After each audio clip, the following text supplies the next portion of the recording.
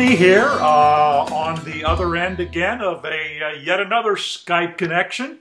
I've been doing a lot of these lately. Is Rakesh Dhawan, and we are going to talk about his company, Falco E-Motors, and what kind of interesting and exciting work they've been up to with respect to electric bicycle motors. So, Rakesh, welcome to EV World.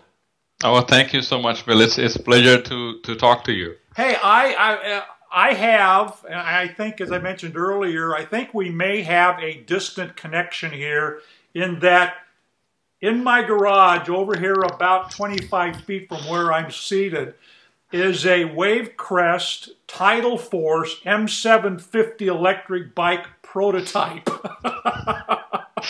that is, really a treasure to cherish. It is. You know what? And I've had that thing for going on, it's got to be at least a decade, and it still works great. So I think that's a lot to say about the technology and also those nickel metal hydride batteries. But I got to tell you, the bike is really heavy. I know.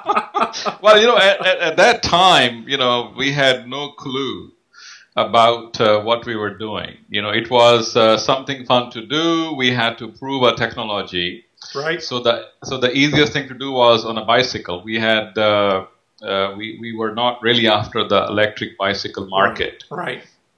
Well, let's sort of back up and sort of bring people kind of up to speed. First of all, maybe give us a sense of who the heck was Wave Crest and what was your role there? Well, see. So Wave Crest really was the brainchild of Boris and Alex, Boris Maslov, and two Russian scientists, and they had invented the 7-phase technology. Okay. Brushless, and they were not motor people, but they were creative people. They were very inventive people. And then they got funding from Alan Anderson, who was very intrigued by the new motor technology, right, and their backgrounds, right. Yep. So they had they started to put a team together. They had a great team starting up. They had some great engineers working for them, and they began to crystallize their concept into more refined. A specimen, more something which they could sell, something which they could actually sell to in the automotive world, sell in various different markets. Right, right. So I think I was employee number 22 or something. I was hired sometime in December of 2001. Okay. And I started there as a power electronics engineer. And so one of the things was that they had no manufacturing background or manufacturability of it. So essentially, and also they were lacking in hardware implementation of it. So, and then the engineers who came after me, we had some brilliant engineers who worked with me. There was one great software engineer, Bart, who was instrumental in really making that motor sing from software standpoint. And there was Farhad Habibi, who was instrumental in being able to make things work mechanically. Mark Benson, a lot of great people who worked on that motor. And we brought it to a point where it could be manufactured in large quantities. Okay. And And so that was a lot of fun to do. Yeah, well, I guess the original goal, I think, if I remember correctly, was that they wanted to basically sell this motor as a wheel or a hub motor into the auto industry for electric vehicles, if I recall correctly. And the bicycle phase of it, the tidal force phase of this, was actually sort of an interim step to get them some cash flow going so that they could focus on the auto side of this. Is that correct? Yeah, I think they were really there was a confusing mandate from the top, which I think was a lot to do with the fate of the company. So they wanted to be an intellectual property company, and they wanted to have a lot of patents, and they wanted to sell the technology. At the same time, there were, of course, the pressures of reality. Is how do you generate serious cash flow? Yeah. And what can you do? So a lot of it was, try to commercialize the bicycle side of things. Yep. And I think that was a mistake because nobody truly understood the electric bicycle market in the U.S. It is very small, very fragmented, and at that time it was even worse so. Yeah, it was even more so. Yeah, exactly. Yeah. So these, and they had no idea about Europe, and they never attempted to launch in Europe, which was another big mistake. So from a standpoint of launching an electric bicycle business, it was a major fiasco because it was very poorly launched, very poorly planned, and nobody really had an idea about the market. Yeah.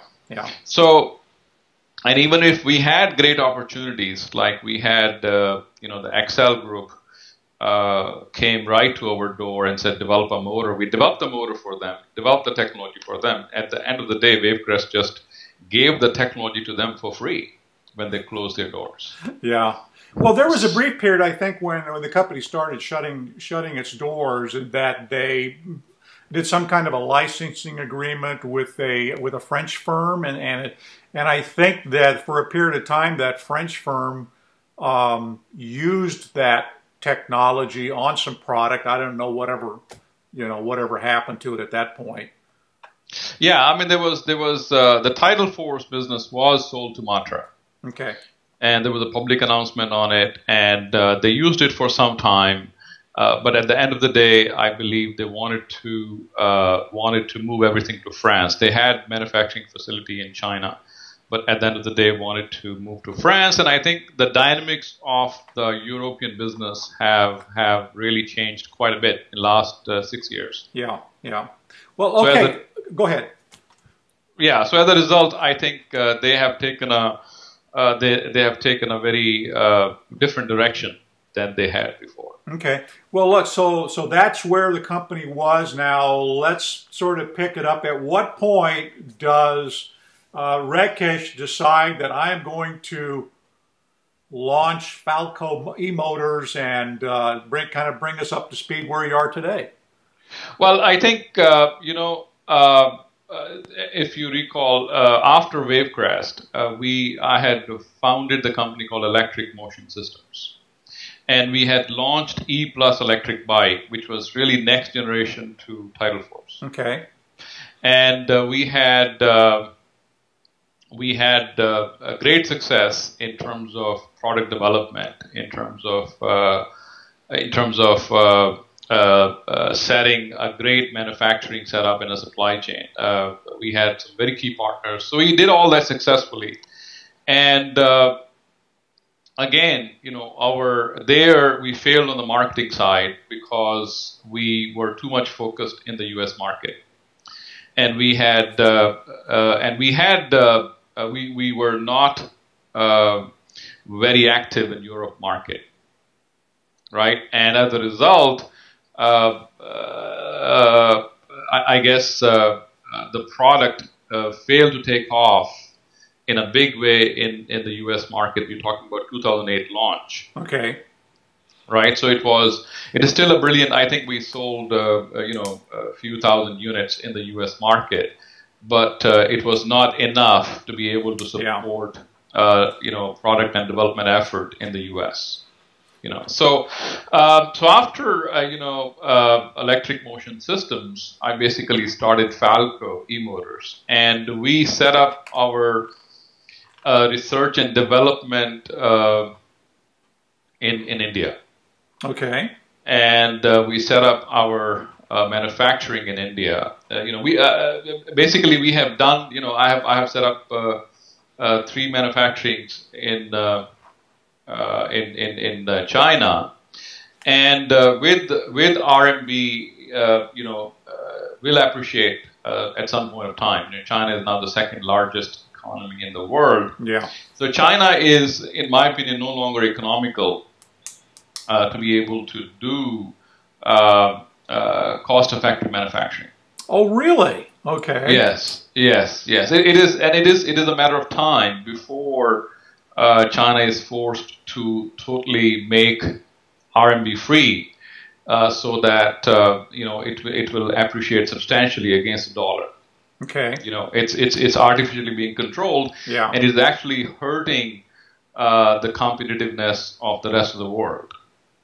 Okay, so they're keeping basically the currency, the yuan or the renminbi, artificially low compared to other currencies. Yes. And that, of course, then stimulates trade, and they get to sell more product and keep people employed and so on. So, but at some time, that starts to catch up with them then. But it has to catch up because the demand for imported goods in China is quite extensive. Okay. And so the demand for foreign currencies is huge. Demand for dollars, demand for euro is huge. So these currencies should appreciate automatically if they had freely traded currency. Yeah. Right. Okay. And they are doing it slowly because they are afraid of the consequences which they may not understand. Right, but it is at some point of time that reality has to come into place. Okay. And so I think at that point of time, of course, even Mexico becomes much more attractive destination for manufacturing. So we're making the loop and coming back, and maybe at some point it ends up back in the United States, huh? Yeah, well, I mean, United States, our evaluation has been that the United States remains a very effective manufacturing place for many products.